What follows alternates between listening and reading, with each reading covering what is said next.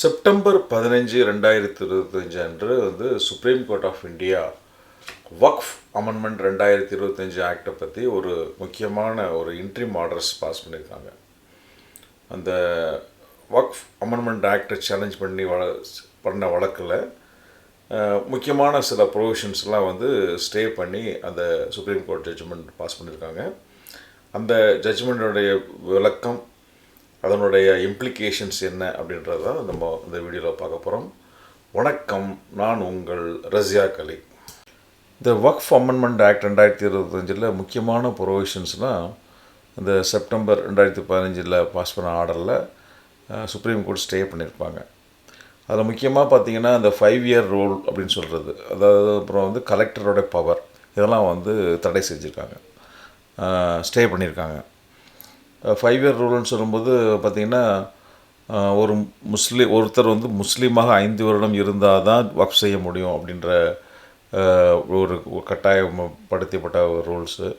அதை இப்போ வக்ஃப் சொத்து பற்றிய பிரச்சனைகளுக்கு கலெக்டர் அவர் விசாரணை அதிகாரியாக இருக்கக்கூடிய பவர், இதெல்லாம் இந்த ஸ்டே ஆர்டரில் ஸ்டே பண்ணியிருக்காங்க.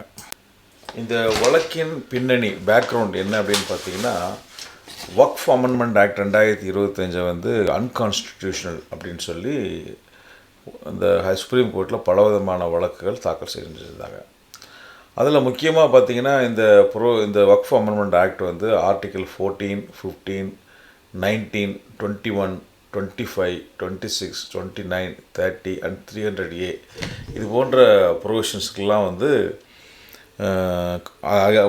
கான்ஸ்டியூஷன் ப்ரொவிஷனுக்கு எதிரான ஒரு சட்டம் அமெண்ட்மெண்ட் அப்படின்னு வாதம் முன்வைக்கப்பட்டது.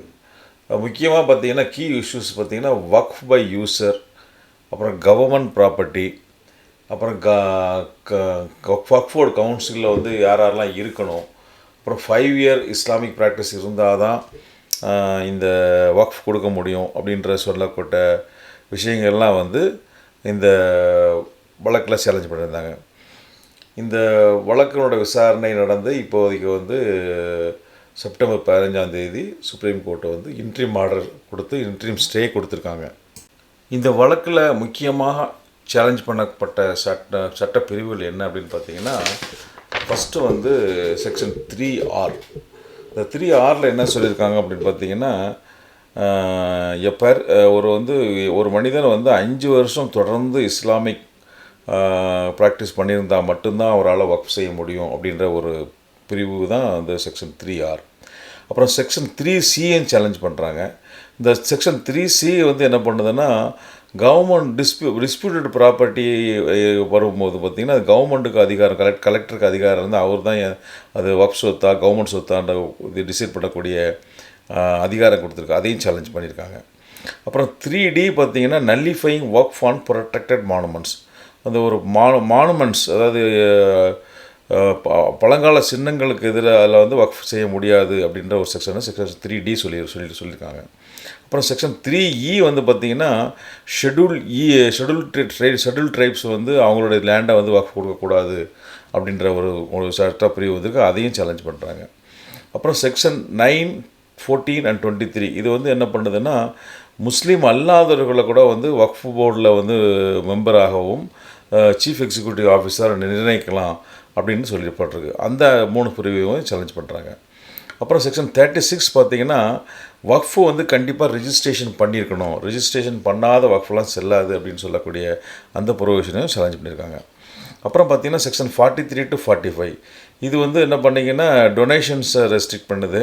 அப்புறம் லிமிட்டேஷன் ஆக்டை இது வரைக்கும் லிமிட்டேஷன் வக்ஃப் ப்ராப்பர்ட்டியை பொறுத்த வரைக்கும் யார் அனுபவத்தில் இருந்தாலும் அவங்களுக்கு அது அவங்க திருப்பி வக்ஃபோர்டு எப்போ போனால் கேஸ் போட்டு கிளைம் பண்ணலான்ற நிலைமை மாறி அவங்க வக்ஃபோர்டுக்கும் கேஸ் போடுறதுக்கு லிமிட்டேஷன் உருவாக்கிய அந்த பிரிவுகள்.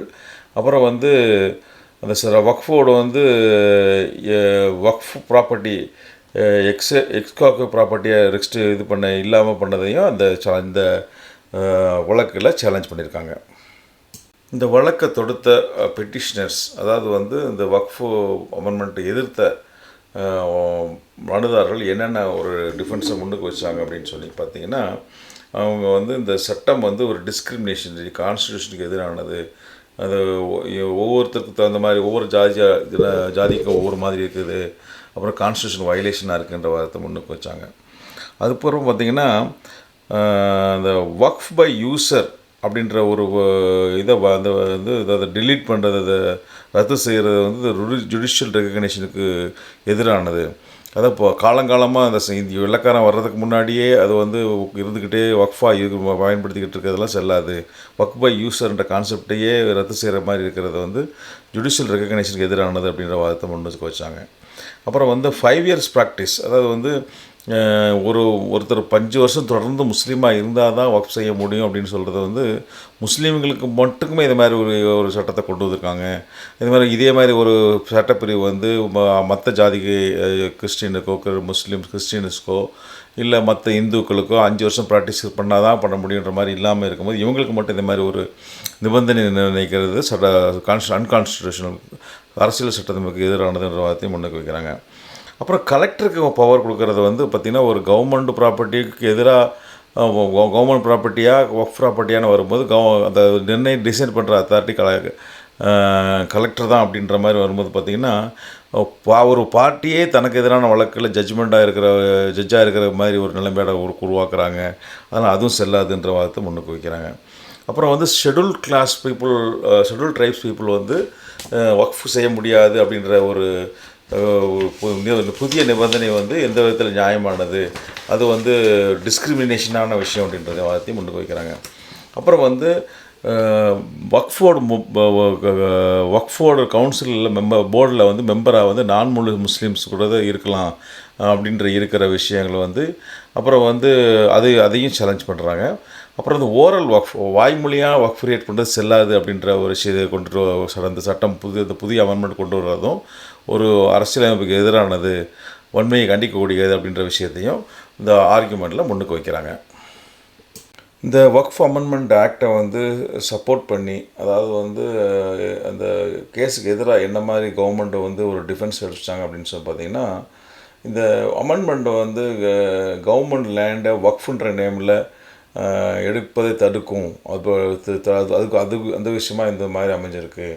அப்புறம் வந்து வக்ஃபோர்டு கவுன்சில்ன்றது வந்து மதச்சார்பற்ற தான் இருக்கணும், அது ஒரு முஸ்லீம் மெம்பர் சார்ந்ததாக இருக்கக்கூடாது அப்படின்ற அதுக்காக தான் நாங்கள் பண்ணியிருக்கோம் அப்படின்ற மாதிரி வாதத்தை முன்னுக்கு வச்சாங்க. அப்புறம் வந்து இந்த வக்ஃபோட ரெஜிஸ்ட்ரேஷன் பண்ணணும் அப்படின்றது வந்து வக்ஃப் ப்ராப்பர்ட்டி மிஸ்யூஸ் ஆகாமல் இருக்கிறதுக்காக தான் நாங்கள் பண்ணியிருக்கோம் அப்படின்ற வாதத்தையும் முன்னுக்கு வச்சாங்க. அப்புறம் இந்த ட்ரிபியூனல்னு ஒன்று இருக்குது, வக்ஃப் ட்ரிபியூனல் இருக்குது, அவங்க கான்ஸ்டியூஷனல் ரைட்டை சேஃப்கார்ட் பண்ணுற மாதிரி இருக்குது. அப்புறம் வந்து இது அவங்களுக்கு வக்ஃப் ட்ரிபியூனல் மூலிமா எஃபெக்டிவ் ரெமிடிஸ் க்ரியேட் பண்ணிக்கலாம். ஸோ அதனால் அவங்களுக்கு எந்த விதமான பாதகமும் இல்லை. வக்ஃப் ட்ரிபியூனல் லேண்டை வந்து கான்ஸ்டியூஷன் உரிமைகளை பாதுகாக்கிற விஷயமாக பண்ணிக்கலாம். அதனால் இந்த ஒரு சட்டம் எந்த விதத்திலும் யாருக்கும் பாதிக்கக்கூடியது அல்ல அப்படின்ற மாதிரி வாதத்தை முன்னுக்கு வச்சாங்க. இந்த வழக்கில் கோர்ட் வந்து என்ன மாதிரி அப்சர்வ் பண்ணாங்க அப்படின்னு பார்த்திங்கன்னா, வழக்கை பொறுத்த வரைக்கும் ஒவ்வொரு சட்டத்தை பொறுத்த வரைக்கும் கான்ஸ்டிடியூஷனலாக வந்து வேலிடாக தான் இருக்குது அப்படின்ற ஒரு ப்ரிசம்ஷன் நாங்கள் எடுப்போம். அது வந்து ஒரு இயற்றப்பட்ட சட்டத்தை வந்து அன்கான்ஸ்டிடியூஷன் அப்படின்னு சொல்லணும்னு சொன்னால் அது பிரிமா ஃபேஸியாக அன்கான்ஸ்டிடியூஷனாக இருக்கணும், அது ஒரு எதேச்ச அதிகாரமாக இருக்கணும், ஃபண்டமெண்டல் ரைட்ஸை வயலேட் பண்ணக்கூடியதாக இருக்கணும். அப்படி நேரடியாக பிரிமா ஃபேஸிக்காக அன்கான்ஸ்டிடியூஷனாகவும் ஃபண்டமெண்டல் ரைட்டை வயலேட் பண்ணக்கூடியதாகவும் ஆர்பிட்ரியாக இருந்தால் மட்டும்தான் எங்களால் ஸ்டே கொடுக்க முடியும். அதனால் நாங்கள் ஒவ்வொரு ப்ரொவிஷனையும் கன்சிடர் பண்ணி பெட்டிஷனருக்கு வந்து கேட்டபடி அவங்களுக்கு ஸ்ட்ராங் கேஸ் இருக்கா இல்லையா என்றதை அனலைஸ் பண்ணி தான் எந்த ஒரு தீர்மானம் எடுக்க முடியும் அப்படின்ற அப்சர்வேஷனை அந்த வழக்கில் சொல்லியிருக்காங்க. இந்த வழக்கில் சுப்ரீம் கோர்ட் என்ன மாதிரி இன்ட்ரீம் ஆர்டர் இஷ்யூ பண்ணியிருக்காங்க அப்படின்னு பார்த்தீங்கன்னா, அந்த 5 வருஷம் இஸ்லாமிக் ப்ராக்டிஸ் பண்ணவங்க மட்டும்தான் இந்த வந்து இதை கொடுக்க முடியும், அதாவது நம்ம ஒர்க் பண்ண முடியும் அப்படின்ற இருக்கிற பிரிவை வந்து ஸ்டே பண்ணிட்டாங்க. அப்புறம் வந்து ரெண்டாவதாக பார்த்திங்கன்னா கலெக்டருக்கு பவர் கொடுத்துருக்காங்க. அதாவது வந்து கவர்மெண்ட்டுக்கும் வக்ஃப் போர்டுக்கும் இல்லை பிரச்சனைன்னு வரும்போது கலெக்டர் தான் அது நீதிபதியாக இருந்து டிசைட் பண்ணணும் அப்படின்ற மாதிரி ஒரு ப்ரொவிஷன். அதாவது ஒரு வாதியே தானே ஜட்ஜாகவும் தானாக பார்ட்டியாகவும் இருக்கிற மாதிரி இந்த சட்டம் இருக்கிறதுன்றதுனால அந்த ப்ரொவிஷனுக்கும் ஸ்டே கொடுத்துட்டாங்க. அப்புறம் வக்ஃப் போர்டு மெம்பர்ஸ் வக்ஃப் போர்டில் அப்பாயின்மெண்ட் பண்ணுறது, சென்ட்ரல் கவர்மெண்ட் கவுன்சிலில் அப்பாயின்மெண்ட் பண்ணுறது எல்லாத்தையுமே இந்த கேஸ் முடிகிற வரைக்கும் எதுவும் பண்ணக்கூடாது, ஸ்டே பண்ணணும் அப்படின்ற மாதிரி கொடுத்துருக்காங்க. ஸோ மற்ற ப்ரொவிஷனை பொறுத்த வரைக்கும் சட்டத்தில் செல்லுபடியாகும் அப்படின்ற மாதிரி ஒரு நிலைப்பாட்டை இந்த இன்ட்ரீம் ஆர்டரில் சுப்ரீம் கோர்ட்டு சொல்லியிருக்காங்க. இந்த தீர்ப்பில் ஒரு முக்கியத்துவம் அப்படி என்னென்னு பார்த்தீங்கன்னா, முஸ்லீம் கம்யூனிட்டி பயந்துக்கிட்டு இருந்த உங்களுக்கு ஒரு ரிலீஃபை கொடுக்குற மாதிரி ஒரு சில ரிலீஃபை கொடுத்துருக்காங்க. அதே சமயத்தில் அந்த ப்ராப்பர்ட்டி ப்ரொடெக்ஷனை பண்ணுறதுக்கும் ரிலீஜியஸ் ஃப்ரீடத்தை பண்ணுறதுக்கும் பேலன்சிங் பண்ணுற மாதிரி ஒரு விஷயத்தையும் அந்த இன்ட்ரீம் ஆர்டரில் சொல்லியிருக்காங்க. ஆக மொத்தத்தில் எல்லாத்துலையும் பார்த்தீங்கன்னா இது it's only an interim order. இது ஃபைனல் வெர்டிக்ட் கிடையாது. ஸோ இந்த வழக்கை பொறுத்த வரைக்கும் இந்த சட்டம் திருத்தம், அதாவது வக்ஃப் அமெண்ட்மெண்ட் ஆக்ட் செல்லுமா செல்லாதான்றதை இருதரப்பு வாதங்களையும் விளக்கமான வாதுரைகளை கேட்டு 2 பேரோட டீட்டெயில் ஆர்குமெண்ட்டை கேட்டு டீட்டெயிலாக எல்லாம் கனலைஸ் பண்ணி தான் தீர்வு கொடுக்க முடியுன்ற நிலை இருக்கும் பட்சத்தில் இப்போது இன்ட்ரீம் ஆர்டர் ஒரு ஷார்ட் டேர்ம் ரிலீஃபாக, அதாவது இந்த கேஸ் முடிகிற வரைக்கும் என்ன செய்யணும் அப்படின்ற மாதிரி விஷயத்துக்கு தான் இந்த இன்ட்ரீம் ஆர்டரை கொடுத்துருக்காங்க. ஸோ இந்த இன்ட்ரீம் ஆர்டரை வச்சுக்கிட்டு மட்டுமே இந்த வக்ஃப் போர்டு அமெண்ட்மெண்ட் செல்லாதுன்ற எந்த முடிவுக்கும் வர முடியாது. இந்த ஃபைனல் ஆர்டர் என்ன சொல்கிறாங்களோன்றதை பார்த்து தான் அந்த வக்ஃப் அமெண்ட்மெண்ட் எல்லாமே செல்லாதா, இல்லை இது குறிப்பிட்ட ப்ரொவிஷன் எந்தெந்த ப்ரொவிஷன்லாம் செல்லாது அப்படின்ற மாதிரி கொடுப்பாங்களான்றதை நம்ம பொறுத்து தான் பார்க்கணும். அதனால் இது ஒரு இன்ட்ரீம் ஆர்டர் தானே தவிர ஒரு ஃபைனல் ஆர்டர் கிடையாது. ஃபைனல் ஆர்டரில் சுப்ரீம் கோர்ட் என்ன சொல்லுவாங்க, என்ன செய்ய போகிறாங்கன்றதை நம்ம பொறுத்து தான் பார்க்கணும். ஸோ இறுதியாக நம்ம இந்த வீடியோவில் நம்ம தெரிஞ்சிக்க வேண்டிய விஷயம் என்னன்னு சொன்னிங்கன்னா, அந்த வக்ஃப் அமெண்ட்மெண்ட் ஆக்டை பொறுத்த வரைக்கும் சுப்ரீம் கோர்ட்டே என்ன சொல்கிறாங்க அப்படின்னா, இது ஒரு சீரியஸான ஒரு கான்ஸ்டிடியூஷனல் விஷயமாக இருக்கிறதுனால அதை அந்த கான்ஸ்டிடியூஷனல் கொஸ்டின்ஸை ஒரு டீட்டெயிலாக அனலைஸ் பண்ணி தான் முடிவு போட முடியும் அப்படின்ற மாதிரி கொடுத்துருக்காங்க. பட் கான்ட்ரவர்ஷியல் ப்ரொவிஷனை பொறுத்த வரைக்கும் ஒரு கேர்ஃபுல்லாக ஒரு கம்யூனிட்டி ரைட்ஸுக்கும் ஸ்டேட் கவர்மெண்ட்டுடைய அரசாங்கத்துக்கு பவருக்கும் பேலன்ஸாக என்ன செய்ய முடியுமோ அதை தான் இந்த ஜட்ஜ்மெண்ட்டில் கொடுத்துருக்கோம் அப்படின்ற மாதிரி சொல்லியிருக்காங்க. ஸோ எனிஹவ் என்ன இருந்தாலும் இது ஒரு இன்ட்ரீம் ஆர்டர் தான். ஏற்கனவே சொன்னபடி இது ஃபைனல் ஆர்டரில் என்ன சொல்ல போகிறாங்க, சுப்ரீம் கோர்ட்டு வக்ஃப் லா செல்லுன்னு சொல்ல போகிறாங்களா, இந்த வக்ஃப் அமெண்ட்மெண்ட் செல்லாதுன்னு சொல்ல போகிறாங்களான்றதை டீட்டெயில்டு ஆர்குமெண்ட்டுக்கு அப்புறம் சுப்ரீம் கோர்ட் கொடுக்குற முடிவு வச்சு தான் நம்ம தெரிஞ்சுக்கணும். ஸோ இதுதான் இந்த தீர்ப்பினுடைய சாராம்சம். இது நெக்ஸ்ட்டு ஹியரிங் வரக்கூடிய விஷயங்களில் ஃபுல் கேஸை விசாரணை பண்ணி டீட்டெயில்டான ஆர்டர், ஃபைனல் ஆர்டருக்கு சுப்ரீம் கோர்ட் பாஸ் பண்ணுவாங்கன்னு நம்ம எதிர்பார்க்குறோம். ஸோ தொடர்ந்து நம்ம சேனலை பாருங்கள். ரசியாக் லா டியூப் அண்ட் ரசியாக் சட்டம் அறிவோம் 2 சேனல்ஸ் இருக்குது.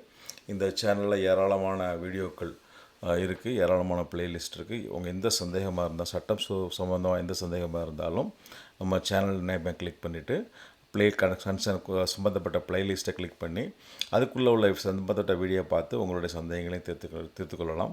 அதையும் தாண்டி உங்களுக்கு ஏதாவது பர்சனலாக ஏதாவது சந்தேகமோ ஒரு சட்ட ஆலோசனையோ தேவைப்பட்டால் இந்த நம்பரை கான்டாக்ட் பண்ணுங்கள். எனக்கு டைம் இருக்கும் பட்சத்தில் உங்களுக்கு தேவையான சட்ட ஆலோசனைகளை என்னால் முடிந்த சட்ட ஆலோசனை வழங்குகிறேன். தொடர்ந்து நம்ம சேனலில் பாருங்கள்.